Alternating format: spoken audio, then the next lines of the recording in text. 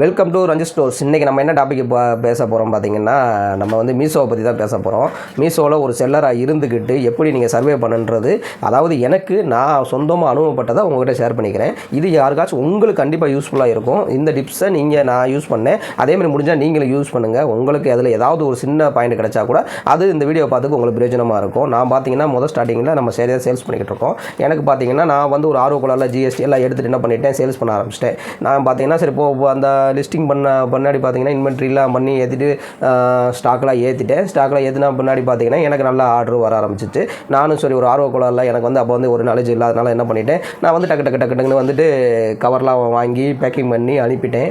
சரி நானும் ஒரு 7 days வெயிட் பண்ணேன். 7 days கழிச்சு பார்த்தீங்கன்னா ரிட்டர்ன்ஸில் பார்த்தீங்கன்னா எனக்கு ரிட்டர்ன்ஸ் கொஞ்சம் அதிகமாக வர ஆரம்பிச்சிருச்சு. அப்போ தான் நான் ரியலைஸ் பண்ணேன், உண்மையிலே நம்ம வந்து இதில் இன்னும் நிறையா இ-காமர்ஸில் நிறையா கற்றுக்கிறணும். ஸோ மீஷோ சைடு என்ன ப்ராப்ளம் இருக்குது, நம்ம எதை அதை ரெட்டிஃபை பண்ணி நம்மளுடைய பிஸ்னஸ் எப்படி கொண்டு போகணுன்ற அந்த விஷயத்தை வந்து நீங்கள் நாலேஜாக கற்றுக்கிறணும் அப்படின்றத நான் லேர்ன் பண்ணேன். கிட்டத்தட்ட நான் ஒரு 2 மாதமாக இதில் பிஸ்னஸ் பண்ணிக்கிட்டு இருக்கிறதுனால நான் என்ன லேர்ன் பண்ணேன்னு பார்த்தீங்கன்னா, நான் ஃபஸ்ட்டு அப்புறம் என்ன பண்ணிட்டேன், சரி ஓகே நம்ம எது அதிகமாக ரிட்டர்ன் வருது அப்படின்றத ஒரு அனாலிசிஸ் பண்ணி அந்த ப்ராடக்ட்டை நான் 0 பண்ணிட்டேன். வந்துட்டு அதுக்கடுத்து எனக்கு ஓரளவுக்கு ரேட்டிங் வர்ற அந்த சேரீ ஐட்டத்தை மட்டும் நான் சேல்ஸ் பண்ணிக்கிட்டு இருந்தேன். அப்படி பண்ணும்போது பார்த்தீங்கன்னா எனக்கோட விசிபிலிட்டியும் கம்மியாச்சு. ஏன்னா 0 பண்ணதுனால பார்த்தீங்கன்னா அதோட இதுவும் எனக்கு கம்மியாயிருச்சு. சரி கம்மியானாலும் பரவாயில்ல, நம்மளுக்கு வந்து நல்ல சேல்ஸ் மூவ் ஆகிறத வந்து நம்ம பூம் பண்ணுவோம் அப்படின்னு சொல்லிட்டு நான் என்ன பண்ணிவிட்டேன், அதை சேல்ஸ் பண்ண ஆரம்பிச்சிட்டேன். அப்புறம் பார்த்தீங்கன்னா எனக்கு இன்னொரு அட்வான்டேஜ் என்ன நடந்துச்சுன்னு பார்த்தீங்கன்னா, இதில் எனக்கு ரேட்டிங் கிடைக்க எனக்கு விசிபிலிட்டி கொஞ்சம் அதிகரிச்சிச்சு. ஸோ நீங்கள் சேல்ஸ் பண்ணுறன்னு ஒரு ஐடியா வந்துட்டிங்கன்னா நல்ல ப்ராடக்டாக சூஸ் பண்ணுங்கள், கொஞ்சம் குவாலிட்டியாக கொடுக்க பாருங்கள். இது எல்லார் வீடியோ சொல்கிறது தான். அவங்க எப்படி சொன்னாங்கன்னு எனக்கு தெரியாது, ஆனால் நான் சொந்த அனுபவத்தில் சொல்கிறேன். நீங்கள் வந்து நல்ல குவாலிட்டியாக எந்த பொருள் தரமாக கொடுத்தாலும் சரி அதை கண்டிப்பாக மக்கள் அக்செப்ட் பண்ணதை செய்வாங்க. அதை நான் 100% நான் உண்மை தான் ஒத்துக்கிறேன். அதே தான் நம்ம லோ குவாலிட்டி கொடுத்தோம்னா கண்டிப்பாக நம்ம ரிட்டர்ன்லாம் நிறைய அஃபெக்ட் ஆகும். ஏன்னு பார்த்தீங்கன்னா அது காஸ்ட்டு கூட. இப்போ சப்போஸ் நம்மளுக்கு ஒரு டெலிவரி சார்ஜ் வந்து நம்ம வந்து அனுப்புகிறப்ப ஒன்றும் தெரியாது, ரிட்டன் வர்றப்போ பார்த்தீங்கன்னா 200 வரைக்கும் சார்ஜ் பண்ணுறாங்க. எனக்கு வந்து 200 சார்ஜ் ஆயிருக்கு. இன்னொன்று பார்த்தீங்கன்னா 165. ஸோ இந்த ரேஞ்சில் 2 ரேஞ்சிலுமே எனக்கு வந்து சார்ஜஸ் பண்ணியிருக்காங்க. ஸோ நம்ம ஓவராலாக பார்த்தீங்கன்னா என்னுடைய லாபமும் நான் இன்வெஸ்ட் பண்ண அமௌண்ட்டும் பார்த்தீங்கன்னா எனக்கு இதனால் பெருசு லாஸ் ஆச்சு. ஸோ என்ன பண்ணுறாங்க சில பேர் என்ன மாதிரி புதுசாக வந்தவங்க ஒரு ஆர்வக்குள்ளால் டக்குன்னு ஆரம்பித்த உடனே என்ன பண்ணணும், ஆர்டர் வந்தோடனே அவசரப்பட்டு அனுப்பிடுறாங்க. அந்த மாதிரி நீங்கள் அனுப்பாதீங்க.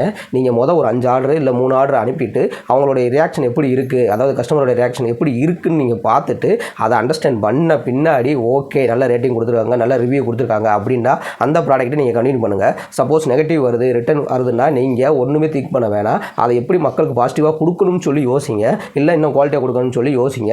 அந்த மாதிரி யோசித்து நீங்கள் உங்கள் பிஸ்னஸ் ரன் பண்ணிங்கன்னா கண்டிப்பாக நீங்கள் சர்வே பண்ண முடியும். இல்லைன்னா நீங்கள் மீஷோவில் சர்வே பண்ணுறது ரொம்ப கஷ்டம் தான். ஏன்னு சொல்கிறேன்னா, நான் ஃபஸ்ட்டு ஒரு மாதம் பார்த்தீங்கன்னா ரொம்ப கஷ்டப்பட்டேன். ஏன்னு சொன்னீங்கன்னா, நான் ஆரம்பத்தில் வந்து அவசரப்பட்டு இன்வெஸ்ட் பண்ணி என்னுடைய இன்வெஸ்ட்மெண்ட்டும் போய் எனக்கு லாஸும் வர ஆரம்பிச்சிருச்சு. ஸோ நம்ம இன்வெஸ்ட் பண்ணுற காசு எதுக்கு பண்ணுறோம், நம்ம வந்து ஒரு ப்ராஃபிட் எடுக்கணுன்றக்காண்டி பண்ணுவோம். ஆனால் நம்ம ப்ராஃபிட்டே எடுக்க முடியாத நிலைமைக்கு வரும்போது தான் அது மிகப்பெரிய ஒரு வேதனையாக இருக்கும். ஸோ நம்ம சேனலை பார்த்துக்கிட்டு இருக்க நீங்கள் இந்த வீடியோவை பார்த்துக்கிட்டு இருக்கீங்கன்னா கண்டிப்பாக இதை மைண்டில் வச்சுக்கோங்க. எது பண்ணாலும் சரி உங்களுக்குன்ற ஒரு டயத்தை எடுத்துக்கோங்க. அந்த டயத்தை எடுத்துக்கிட்டு அதில் எப்படி நீங்கள் வந்து உங்களுக்கு பெஸ்ட்டை கொடுக்க முடியுமோ அப்படி கொடுங்க. நீங்கள் சப்போஸ் நான் என்ன சொல்ல வரேன்னா, நீங்கள் ப்ராடக்ட் சூஸ் பண்ணுறது வந்து குவாலிட்டியாகவும் அது அவங்களுக்கு ரீச் ஆனால் நீங்கள் ஒரு கஸ்டமராக இதை வாங்கும்போது உங்களுக்கு அது சாட்டிஸ்ஃபேக்ஷனாக இருக்குமா அப்படின்றத பாருங்கள். இதெல்லாம் நீங்கள் பார்த்துட்டு கண்டிப்பாக நீங்கள் சேல்ஸ் பண்ண ஆரம்பிச்சிங்கன்னா உங்களுக்கு கண்டிப்பாக ஒரு சக்ஸஸ் தான் கிடைக்கும். அப்படி இல்லை ஏதாவது ஒரு ப்ராடக்ட் சூஸ் பண்ணோம், ஆர்டர் வந்து அனுப்பி விட்டோம், ஆஹா ரிட்டன் வருதே அப்படின்னு சொல்லி நீங்கள் வருத்தப்பட்டீங்கன்னா அது உங்களுக்கு பெரிய லாஸில் தான் போய் கூடும். ஸோ நான் என்னோட அனுபவத்தை நான் சொல்கிறது என்னென்னா, நல்ல குவாலிட்டியான பொருளை சூஸ் பண்ணுங்கள், நல்லா வந்து லிஸ்டிங் பண்ணுங்கள். ப்ராடக்ட்டை கண்டிப்பாக போச்சுன்னா பிடிச்சிக்கிறோம் அப்படின்ற பொருளை பார்த்து நீங்கள் சூஸ் பண்ணுங்கள்.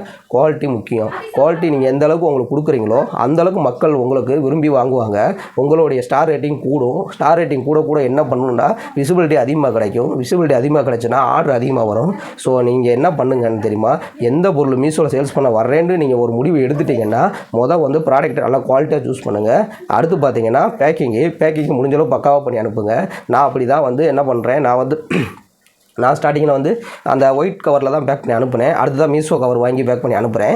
நான் என்ன பண்ணேன், எனக்கு ரிட்டர்ன் குறைக்கிறதுக்காண்டி சில ஐடியாஸ் சொன்னேன். அந்த ஐடியாஸை என்னென்ன நான் யூஸ் பண்ணேன்னு சொல்லி உங்களுக்கு நெக்ஸ்ட் வீடியோவில் நான் இதை சொல்கிறேன். இந்த வீடியோ பார்த்துக்கிட்டு நீங்கள் பேசிக்காக என்ன தெரிஞ்சுக்கிற வேணும்னா, எடுத்த உடனே நல்ல குவாலிட்டியான பொருளை சூஸ் பண்ணுங்கள். ரிட்டர்ன் வர்றதுக்கு என்ன பிரச்சனை வரக்கூடாதுன்றதுக்கு என்ன செய்யணுமோ அதை முன்னாடியே செஞ்சுருங்க. இந்த மாதிரி நீங்கள் செஞ்சு ஒரு பிஸ்னஸை டெவலப் பண்ணிங்கன்னா உங்களுக்கு கண்டிப்பாக ஒரு சக்ஸஸ் பாதை தான் கிடைக்கும். அப்படி இல்லைன்னா நீங்கள் வந்து ஒரு லாஸில் போய் விடுறதுக்கு மிகப்பெரிய ஒரு காரணமாக நீங்களே அமைஞ்சுக்கிறவீங்க. போகிறீங்க. ஸோ நான் சொல்கிறது நல்லா நீங்கள் அண்டர்ஸ்டாண்ட் பண்ணிக்கிட்டு ஒரு பிஸ்னஸ் ஸ்டார்ட் பண்ணுங்கள். கண்டிப்பாக நீங்களும் ஒரு சக்ஸஸ் ஆவீங்க. எல்லாருமே காமர்ஸ் பிஸ்னஸ்க்குள்ளே வாங்க. உங்களால் முடிஞ்சது உங்கள் ஏரியாவில் சரௌண்டிங்கில் இருக்க ஒரு நல்ல ப்ராடக்டாக சூஸ் பண்ணுங்கள். அதை முடிஞ்ச அளவுக்கு சேல்ஸ் பண்ணுங்கள். ஏன்னா இப்போ நிறையா பேர் காமர்ஸ் பிஸ்னஸ் வர ஆரம்பிச்சிட்டாங்க. ஸோ ஆல்வேஸ் வெல்கம் தான், எல்லாருமே வந்து வெல்கம் பண்ணுவாங்க.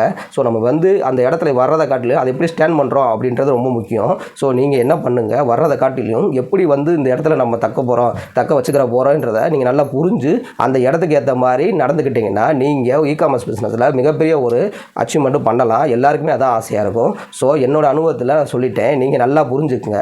அதே மாதிரியே நீங்கள் என்னோடய அனுபவத்தை சொன்னதை வச்சு நீங்கள் ஒரு ப்ராடக்ட்டை சூஸ் பண்ணி அதுக்கு ஏற்ற மாதிரி லிஸ்டிங் பண்ணி அதை நீங்கள் மக்கள் மத்தியில் சேர்க்கும்போது உங்களுக்கு நல்ல ஒரு ரெஸ்பான்சிபிலிட்டி இருக்கும். ஸோ இதில் ஏதாவது டவுட் இருந்துச்சுன்னா என்னுடைய வாட்ஸ்அப் நம்பர் மேலே கொடுக்குறேன், அதை கான்டெக்ட் பண்ணி கேளுங்க. நான் முடிஞ்ச அளவுக்கு உங்களுக்கு இன்னும் ஒரு கிளாரிஃபிகேஷனாக ஒரு வீடியோ போட ட்ரை பண்ணுறேன். அப்படி இல்லைன்னா கீழே கமெண்ட் பாக்ஸில் உங்கள் டவுட்டை கமெண்ட் பண்ணுங்கள், அதையும் நான் கிளாரிஃபிகேஷன் பண்ணுறேன்.